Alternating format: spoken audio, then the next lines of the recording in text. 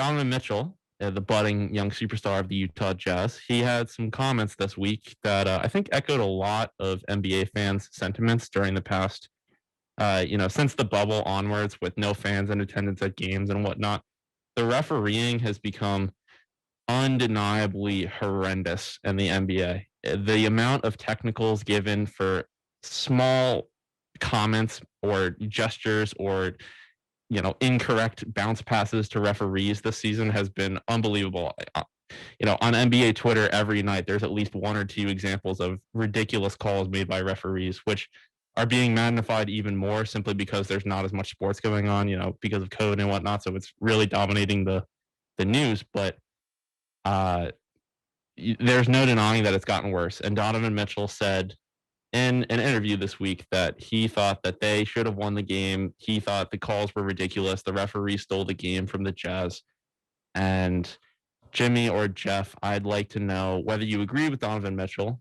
Jeffrey, would you agree with Donovan Mitchell? And what do you have to think about the refereeing situation? How can we make it better? Okay, so before I get into it, I actually have breaking news. It says from Shams via Bleacher Report that Blake Griffin is expected to choose Brooklyn. So told you. I told you. I knew he'd go to a winner. Yeah. I just wanted to float that out there. But now I'll get into the referee drama. So I watched that whole game on Wednesday. I mean, it was great to watch. It was my two favorite teams going head to head. And the fact that they were both at the top of the conferences is great to see. But getting into Mitchell and Gobert too, I guess Mitchell, I don't know. His comments were interesting. He said this has been a consistent thing, and that's right. And he said the question is, can we do it? Can we sustain it? Are we for real number one? And then he got into other stuff that I don't want to get into. But he basically said that the league needs to do something about this. And he's right. And the NBA actually came out with the last 2-minute report, which they usually do, with controversial or incorrect officiated calls. And it listed 6 calls. And the one that stood out to me was when Royce O'Neal was going out of bounds to save the ball. And you can clearly see his foot was in the air before touching out of bounds. And the fact that they gave the Sixers the ball was kind of ridiculous. And obviously I was happy because Embiid ended up tying the game and then we ended up winning in overtime. But I do agree with Mitchell to a certain point, but I really agree with what Rudy Gobert said. He said that our guys are not able to get calls that everyone else in the league gets. And he said that we are the Utah Jazz and we know that. And he said people don't want to see us go as far as we can go. And he said it's disappointing. And he said later that he believed that the Jazz were not getting the calls that other teams were getting because they play in a small market. So I really found those comments very interesting. And the NBA does. Do you think they're true? Do you think they're true? I think some of it is. I mean, you look at the stars of the league, like LeBron, we all know he gets crazy calls sometimes, whether that's traveling or a guy will barely touch his hand or his arm or whatnot. And you see other star players get calls like James Harden and Giannis and Curry. And I think that's real. I think the star players getting calls, I think that's a real thing. There's no doubt in my mind that they'll just call fouls on stars. But I think some of his comments are true that they don't get the calls that they deserve. And while that sounds kind of ridiculous because a foul is a foul and not a foul is not a foul. So they should just call it how it is. But I think it's interesting how he said it's disrespectful, to be honest, to the game of basketball and to our team. And hopefully they're going to watch the game when they get home and hopefully they'll feel ashamed when they watch. I completely agree with that. I just think they need to do better. I don't know how you do that, but they have a long way to go. I hadn't heard the comments about him saying small market teams don't get calls, which I think sounds ridiculous. I mean, you said, obviously we agree that LeBron and Harden and them, they get more calls. They do. How many more? I'm not sure, but it's obvious that they get some more calls. But isn't Rudy Gobert and Donovan Mitchell? They're both all-stars. They're stars in the league. I mean, they saying that they're not getting calls because they play in a small market is ridiculous to me. That makes absolutely no sense. Jimmy, I would like to hear what you have to say. I agree with Donovan Mitchell. The Jazz as a whole are completely disrespected. You think that Donovan Mitchell and Rudy Gobert are getting the respect they deserve just in general from the league? No. There's no doubt that James Harden and LeBron get more. You even just said it. You're like, oh, there's no doubt they get the calls. Yeah, Donovan Mitchell and Rudy Gobert don't get those calls. They don't get the LeBron treatment. They don't get the Harden treatment. They don't get the Kyrie treatment. There's no doubt about that. Like, I do agree with him. Maybe it's not like this big difference, but is there a difference? Yes. Should there be a difference? No, but there is. So I kind of do agree with him because he feels disrespected. Go ahead, Jeff.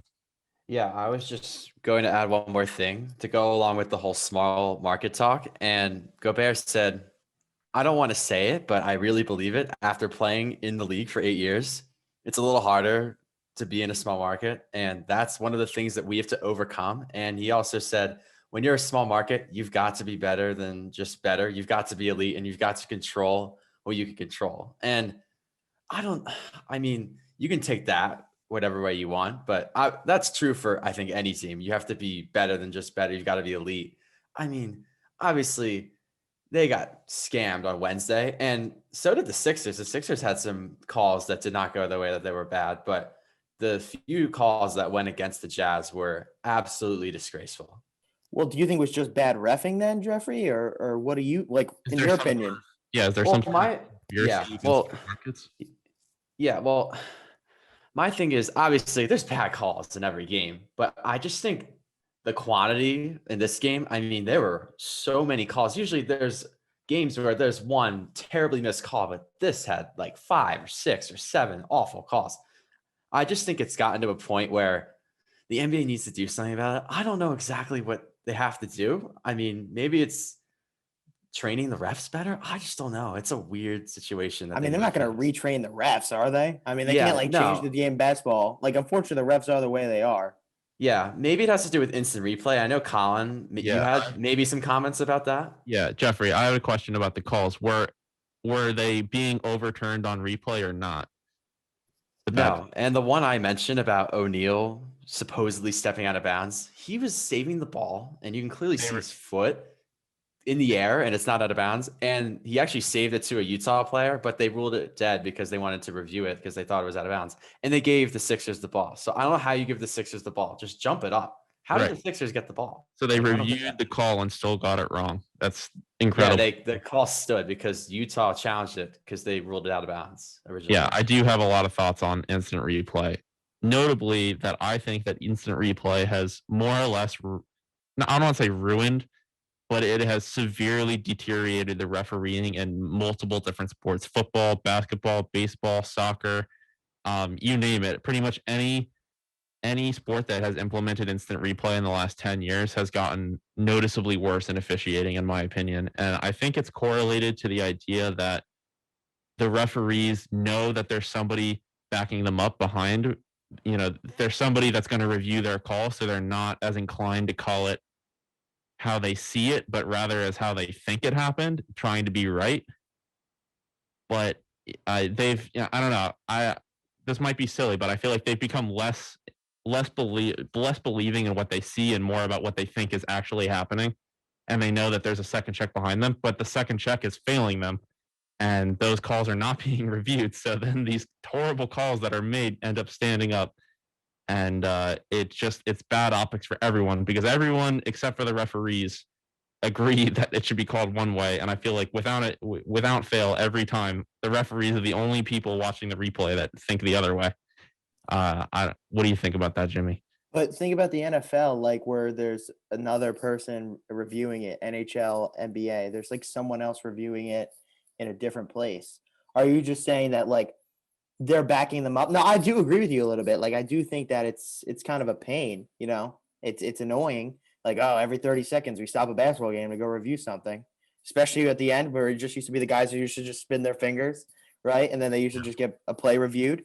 So like I'm confused with the point you're making. You're just saying that it's not because it's refs also checking it who are a part of the refs. It's just not actually getting fixed, or that's another part of it. I think there's definitely some buddy, wink, wink going on. Like, not like they're colluding to fix games or anything, but they see a call. It's close. The replay sees a call. It's pretty close. The referee called it one way. They're like, well, if it's not like completely super obvious, we're not going to conclusive. Yeah, conclusive, right? We always hear that word.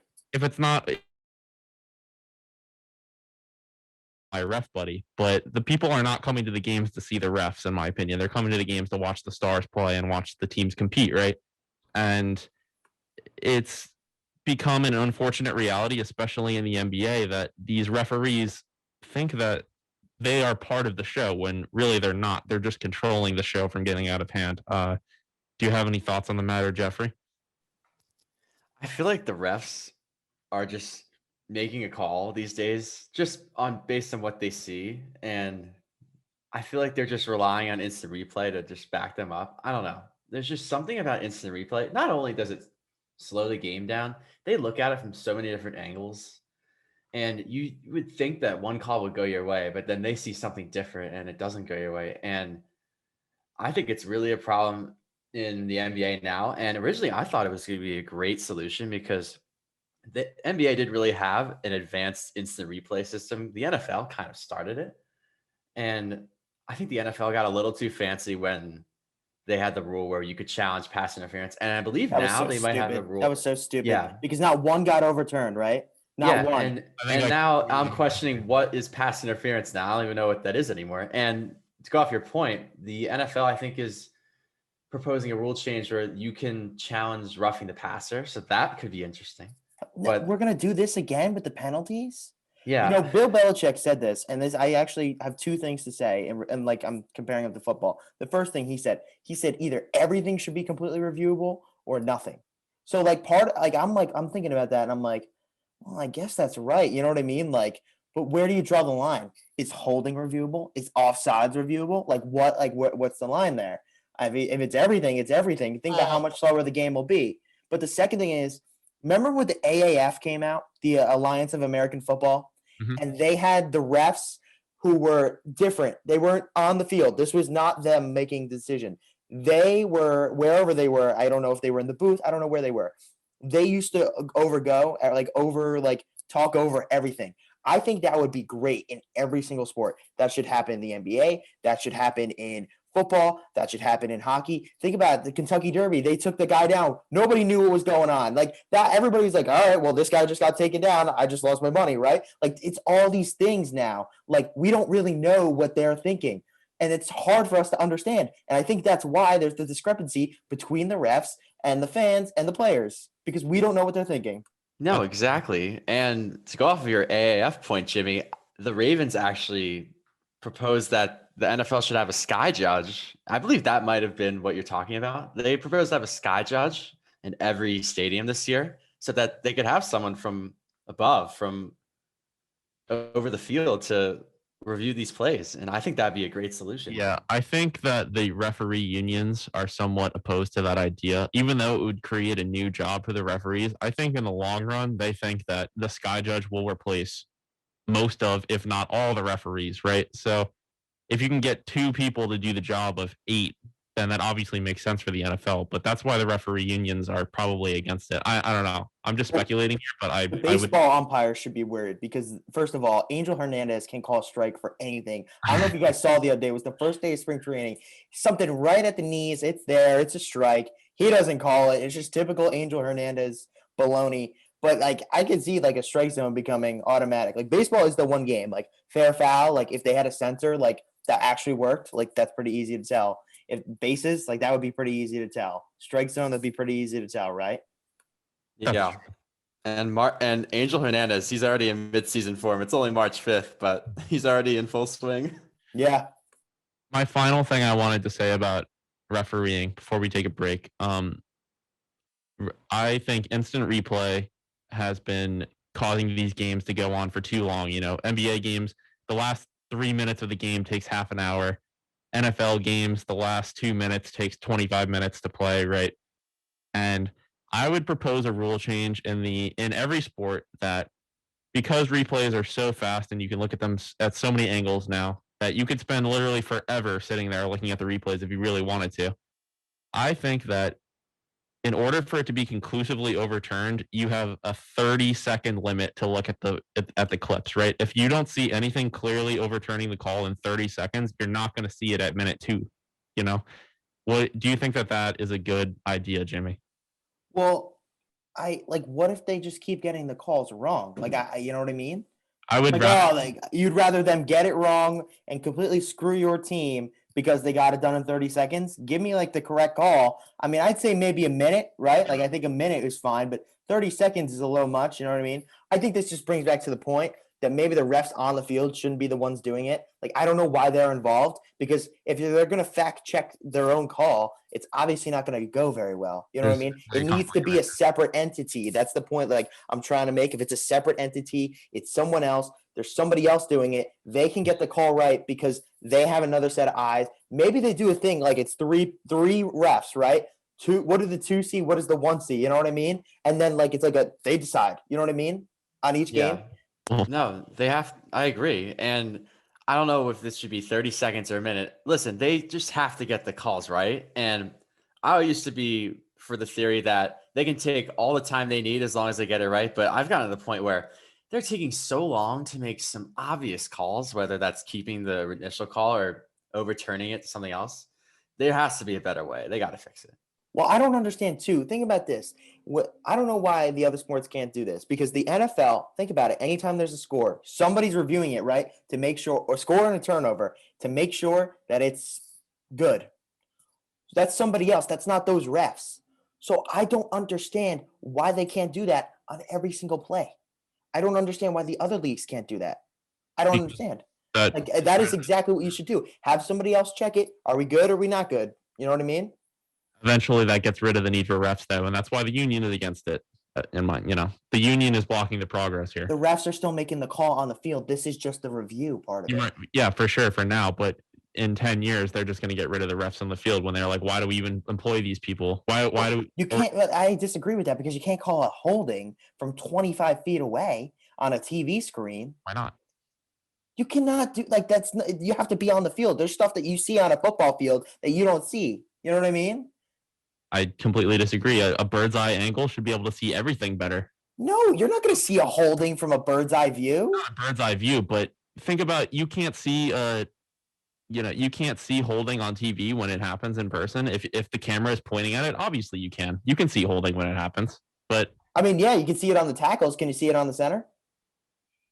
I don't know. Exactly. Okay. I guess we